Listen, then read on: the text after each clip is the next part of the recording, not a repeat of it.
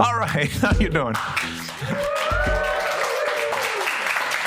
The Chilliwack Creative Commission is gratefully located on the traditional unceded territory of the Stalo people. The Stalo people locally include the Chilliwack and the Blount tribes. So, live from Studio C, this is Creative Third Thursdays! Big thank you to everybody for coming out and being part of our live studio audience. I am Jeff Edwards. I am the chair of the Chilliwack Creative Commission's Creative Third Thursdays Committee. And we're working too hard to attract people working at a high level in the creative sector and to make them our featured creatives. So to see previous episodes, search Creative Third Thursdays, Studio C, Chilliwack on YouTube, or you can use our hashtag, Creative Chilliwack. So we are super happy to be recording here at Studio C in Chilliwack, at Co-work Chilliwack. Up on here, and there's a monitor. Wave back at Tim, the man behind Studio C, and a solid member of the Creative Third Thursdays Committee. I couldn't do it without Tim, and let's hear it for Tim.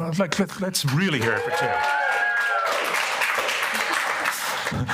Okay, are you ready? Let's meet our featured creative this month.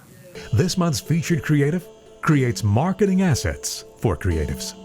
She and her musician and recording producer partner begin an ambitious mission called No Labels. By combining skills, their aim is to build a homegrown recording company. Brooke is the first ever artist in residence at the Chilliwack Cultural Center, where she specializes in portrait and branding photography for musicians and artists. Her process includes creative direction, wardrobe and props curation, to post-processing images. For her, sessions are about more than just a picture. It's a journey of discovery and an opportunity to collaborate with creatives on a brand narrative. This month's featured creative, Brooke, Cote. Thank you for coming. Thank you for having me. So, first of all, welcome, Brooke, and congratulations on being the first ever artist in residence at the Chilliwack Cultural Center. Thank you. So the Chilliwack Cultural Center has an emerging artist residence program, with Brooke currently holding the position for the 2025-26 season. So we have lots to talk about.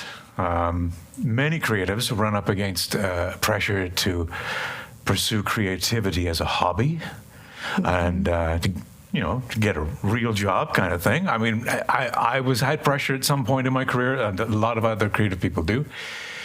Let's talk a little bit about your beginning and your realization that photography was actually a career path for you.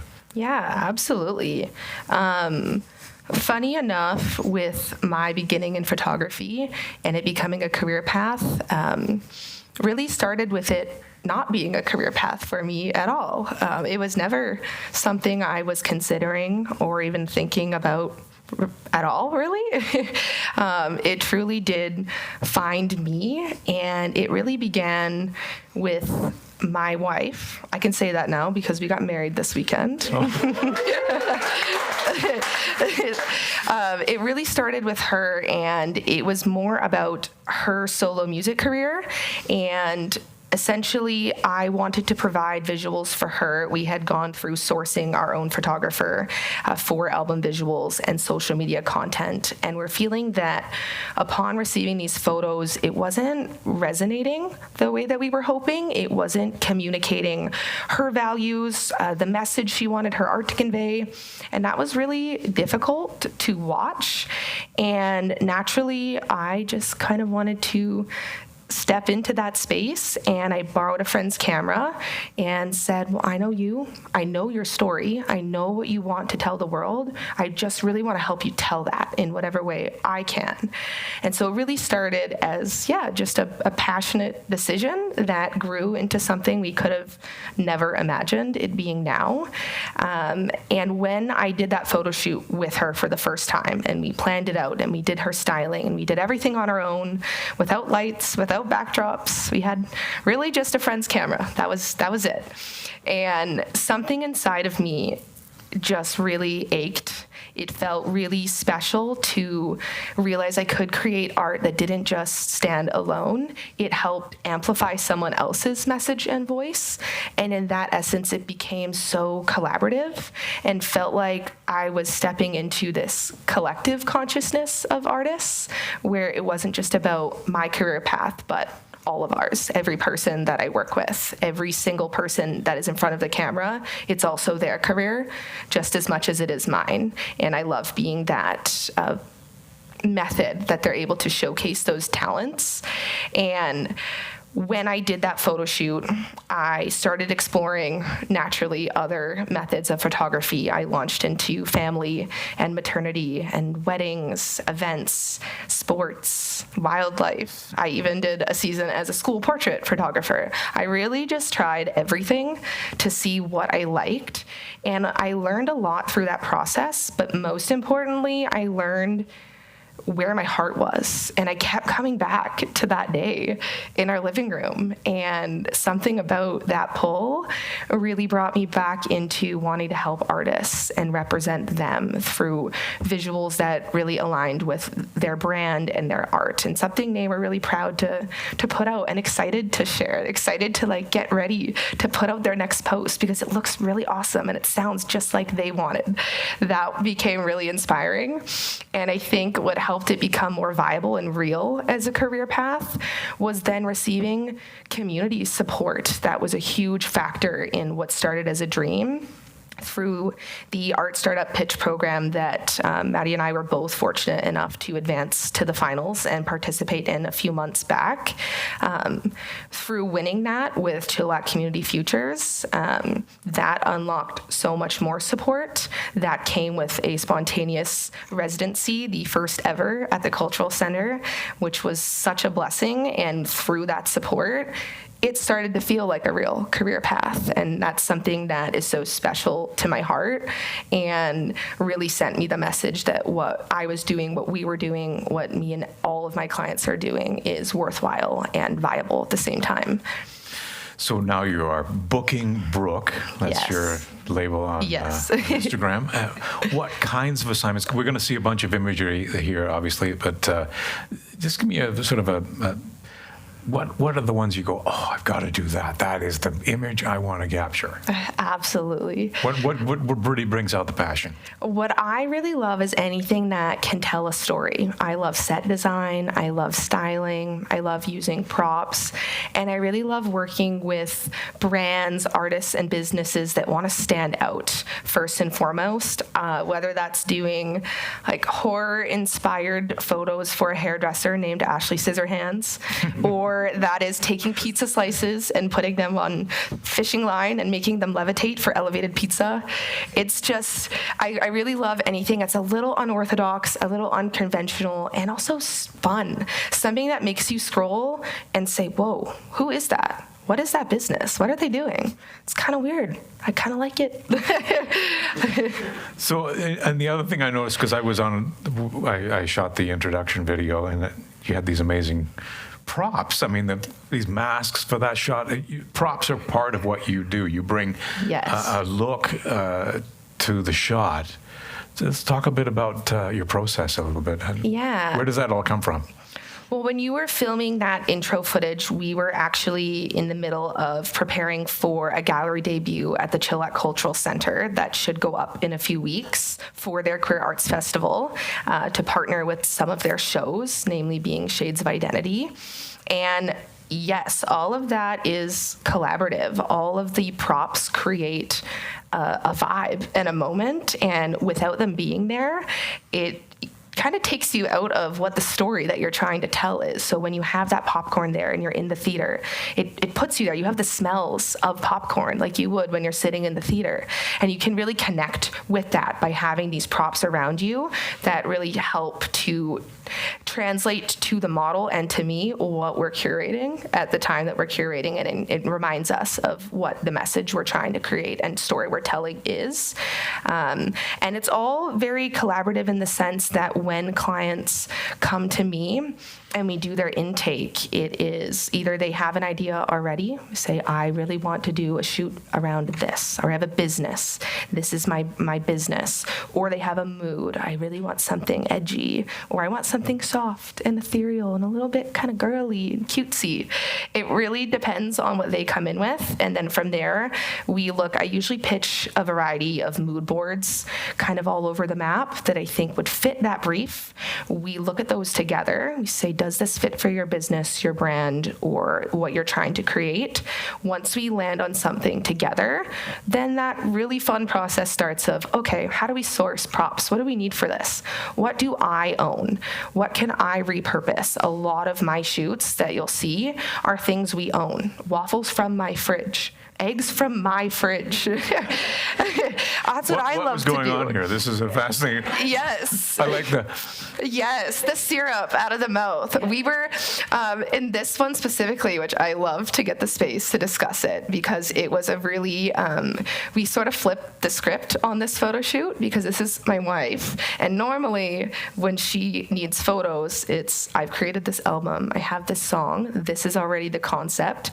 I need photos that tell that concept. But we were sitting and she said, how about you create a concept, anything, and then I'll make a song that matches that after I get the photos. Oh. And so that was really fun. And that song should be coming out really soon as well. And she also secretly really hates eggs. So I thought it would be really funny to put some eggs in her shoot and make it breakfast themed.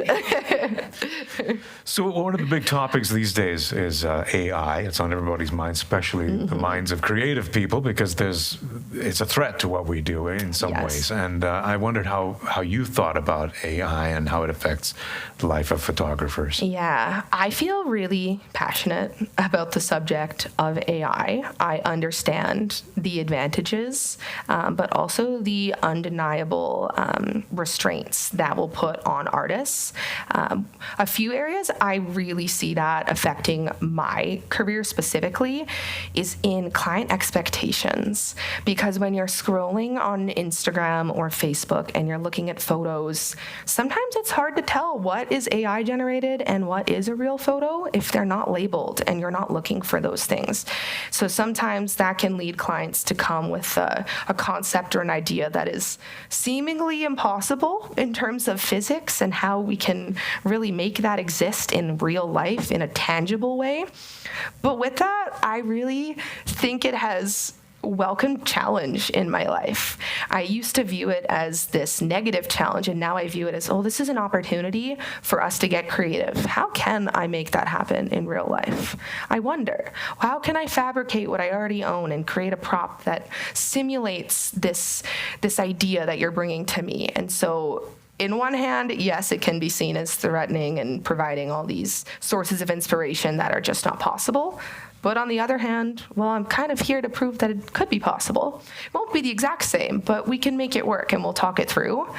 Another area is definitely just industry-wide, with larger companies wanting to source AI leads for their photography, for their branding, because it does cut costs. And I can see how that will be a benefit, but I really believe that that is temporary. And moving forward, I truly think that the future of currency is authenticity, and businesses, as much as they might initially see that cost cutting as effective, will start to realize that consumers don't want to consume content that feels empty, that doesn't feel like there's any spirit behind it, that there's no emotion. And I really believe they'll start to then return to our artists and creators, and we'll have a second revival, because we will really be able to value and appreciate what our artists are actually doing for us. And that's something that just can't be replicated. That's cool. I think we in the old days we used to be, we would describe music as being, oh, that's too plastic or too commercial. And I think you're right. There is a lack of authenticity in what some of the AI is generating currently. Yes. We'll see where it goes. Yes. So it's a hot topic for sure. Absolutely. This is Maddie. It is. Yes. So you and Maddie are embarking on, I think it's a really ambitious thing. I think the tools are available to make it a possibility these days, and you're actually thinking, or you are taking action to start a recording label. Yes. In Chilliwack. Tell us about that. Maddie's a recording artist. You're a marketing person with passion for imagery and creating the things we've been discussing. So tell us about the record label. It's called No Labels. Yeah, the inspiration is ultimately Maddie and I both started as independent artists for the most part. I mean, I have watched her struggle through management and labels that could feel at times stifling. There was a real lack of our better interests in mind, and it became very transactional and less about the art, about freedom of self-expression. And so in that breath, the visualization for creating No Labels was to, on one hand, sort of rise up against that hierarchy of a label where artists don't own their music. We see that time and time again right now with current celebrities fighting for the rights of their music that they've created, that they should own. And the goal with No Labels is to sort of make people stop and pause and reclaim that space, reclaim their own art. And so we are a label that's not a label in your traditional sense because we don't own any of your mixes, your masters. We don't have royalties. The only thing that we ask as a label is the rights to promote your work, to help promote us. Other than that, you own all of your work that comes through the studio. So in one side, that was the inspiration for the name, and the other was No Labels in the sense that we don't want to put any artists in a box. You're not the next Britney Spears. We're building the next you. We're not comparing you or putting you in a genre that you're pop and you look country and this is your look or your aesthetic and we're going to sell that, because people aren't like that. We're multifaceted. We might want to change that. One day I'm pop, next album maybe I want to do a rap album. And I feel like with a traditional label and being locked in, it feels like you're locked into an identity. When we're always changing, we're always evolving, and wouldn't it be nice to have the freedom to evolve on your own leisure in accord and pacing? And so really the inspiration was to help support that and encourage more exploration of artists and how they want to see their work represented while also owning their work as they should. So the studio exists already? Yes. It's a home-based studio at this yes. point? Tell me about the capabilities of that, just for those people that are interested in understanding what's available. Yeah. So what we offer right now, and our plan, is to have tiered packages for artists, whether you're a beginning artist that's never even stepped foot in the music industry, or you're someone that is ready to go, ready to launch. I have a concept for an album or an EP or even a single. I know sort of what images I want. We are prepared to help at whatever stage the artist is at and provide what they need. So that can be anything from a song being produced and having an accompanying photo series to go with that, so you're ready to launch. That can be also merch. With Maddie being a producer and a graphic designer, we have the capability to provide personalized merch that also matches the aesthetic of your project. So it's all done in-house by the same people that have watched the project from start to finish and can create something that feels cohesive online and bring it into this physical world where you have t-shirts to sell that feel like you have photos that accompany that. You have everything you need in one go.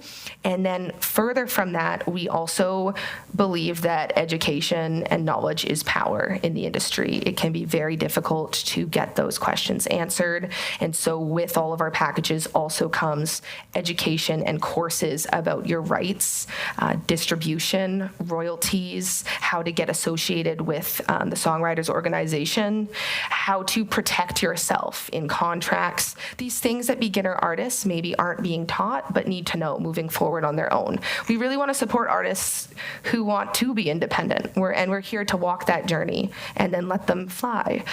That's sort of the goal, is create a nest where you're supported, but then when you're ready, the point is not for us to hold you into that nest. The point is to watch you fly and take everything that you've learned. And I come in with the visuals, and that I can provide, and then my wife can provide the production and the branding and merch. Any idea what the audience for the record label's artists will be, or is it completely open? You've talked about independent. Are we talking pop music, rock music, country music, bluegrass, or all of those? I don't know. Any genre. Yeah. We welcome any genre. That is one thing I really love about both of us, is we just love everything. We really do, and we'll make it happen. And the goal is to eventually create a network of other producers that are local, where, say, this is a genre that maybe isn't exactly up Maddie's production alley. Well, now we have a network online through our website where you can now connect as a hub with other producers that work out of our label that might be better matched for you. So we can find that partnership that feels right and true for you, and you're getting the quality still that you're looking for, but still through our hub at No Labels. So that would be the goal, is to start building teams that we can start matching artists with these other businesses that work together under one hub.